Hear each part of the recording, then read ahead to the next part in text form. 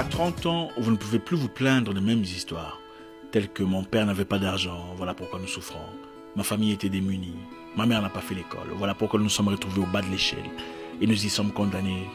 La vie est un combat, une lutte au corps à corps où tous les coups sont permis, dépendamment de vos valeurs. Si tu es un homme, à 30 ans, tu dois changer, tu dois avoir de la maturité, tu dois commencer à montrer les signes d'une personne stable, d'une personne ayant une direction dans la vie.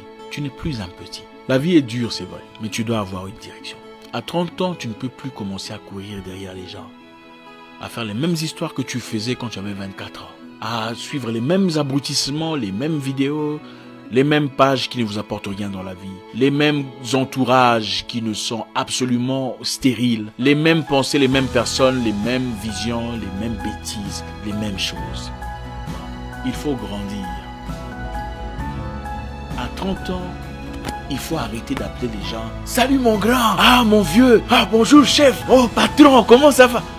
Il faut arrêter ça, les gradons. Je pourrais comprendre que vous ayez des grands, hein, des gens qui vous ont vu dans votre enfance, des gens qui vous ont vu grandir, qui ont été peut-être amis à vos grands frères ou vos grandes sœurs. C'est très bien, hein, la politesse est une bonne forme de reconnaissance et d'humanisme. Mais ne faites pas de « Salut mon grand »,« Bonjour mon vieux »,« Bonjour mon chef »,« Mon patron » une culture. Est-ce qu'il est votre patron? En quoi est-il votre chef?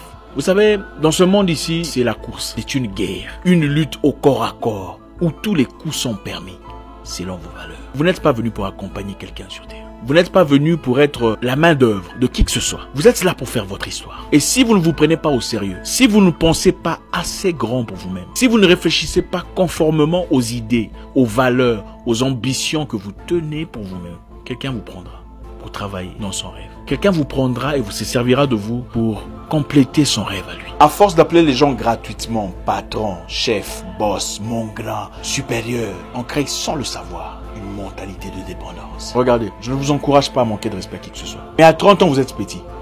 Vous serez grand à quel âge? C'est à quel âge que vous comptez devenir grand? On choisit d'être grand. On choisit de grandir. Il faut prendre soin de votre vie. Prenez charge de votre avenir. Tu as 30 ans en quête d'opportunités. Au lieu de passer ton temps à ne rien faire, habille-toi correctement. Habille-toi comme il se doit. Parfume-toi. Si tu n'as pas de parfum, même le parfum des Chinois, il n'y a pas de problème. Hein? Du mélange avec insecticide en distance comme ça.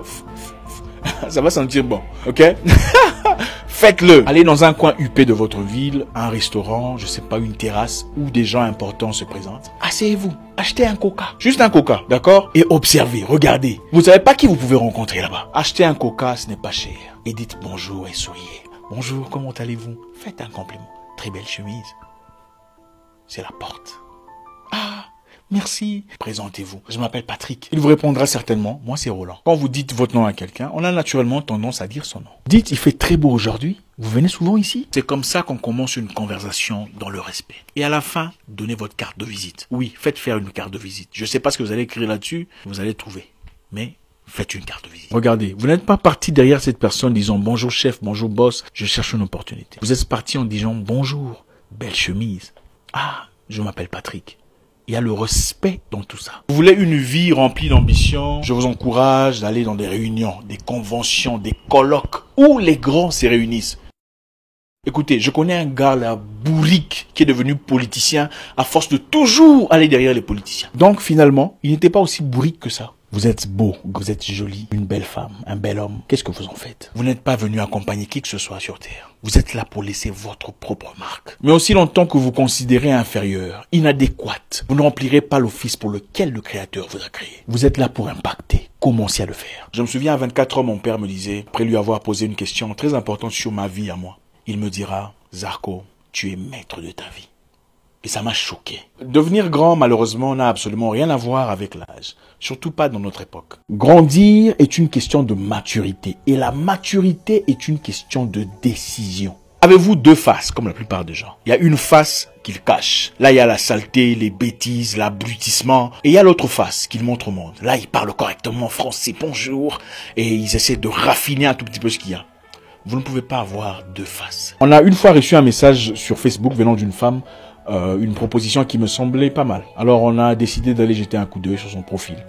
Question de nous accoutumer un tout petit peu à l'environnement. Sur sa page principale, on pouvait voir quelques photos d'elle, légèrement habillée, Une photo spécifique où elle disait « Regardez mes points de beauté, j'en ai beaucoup ». Et il s'agissait de ses cuisses. Elle montrait des points de beauté sur ses cuisses. Et on a regardé la photo de profil qui disait « Ça sort comme ça sort ». Sa proposition était bonne, certes. Mais mon directeur a décidé qu'il serait complètement incohérent de dealer avec une personne qui a pour profil « ça sort comme ça sort ». Il disait, quand quelqu'un dit « ça sort comme ça sort », alors quelle est la mentalité derrière « ça sort comme ça sort ». L'idée peut être bonne, très enrichie, avantageuse, mais votre attitude, l'image que vous reflétez, peut vous jouer un rôle complètement négatif. Si vous ne le saviez pas, quand vous envoyez un message à quelqu'un, même pour un emploi, on va sur votre profil, on lit ce qui est écrit, on regarde les photos, on lit les commentaires. Ça pourrait être pour n'importe quoi. Pour un job, pour un financement, même pour une amitié vile. Les gens vont sur votre profil, lisent le commentaire, regardent comment vous répondez. Quelles sont les choses que vous sortez de votre bouche pour essayer d'établir un tout petit peu le rapport entre vous. Est-ce que vous êtes vraiment? Faites attention à ce que vous partagez. Cela peut vous causer préjudice comme jamais dans votre vie. On choisit de grandir et d'arrêter de blâmer Dieu pour sa situation de vie. À 30 ans, tu ne peux plus t'habiller, te présenter ou parler comme un adolescent. Oui, le monde juge les gens selon leur apparence. C'est la triste réalité dans laquelle nous vivons. Et votre apparence joue un rôle très important sur les opportunités qui se présentent ou pas. Un ami à moi est devenu vendeur de yachts comme dans la blague.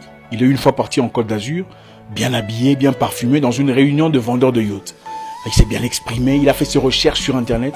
Et après, quelqu'un l'a dit, écoute, monsieur, j'ai 2 yachts que je souhaiterais vendre. Si tu es intéressé, tu peux les vendre. Et c'est à partir de là qu'il a commencé à côtoyer les gars, les millionnaires, les milliardaires, les vendeurs de yachts.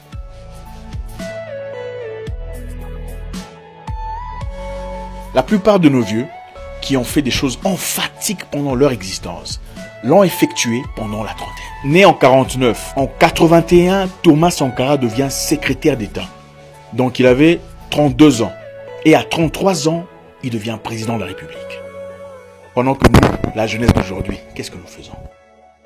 On cherche grand, vieux, patron, chef, boss, aide-moi avec ceci. Oh chef, aide-moi avec cela. Il faut arrêter ça.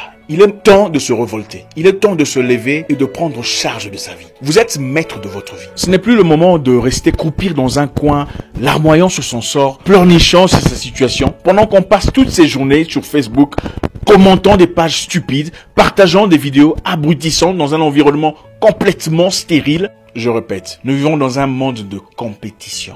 À 30 ans, ce qui se passe dans la vie des gens, ce n'est pas votre problème. Concentrez-vous sur vous, votre avenir, vos finances, votre foyer, votre bonheur, votre vie. Allez là où il y a les grands, présentez-vous.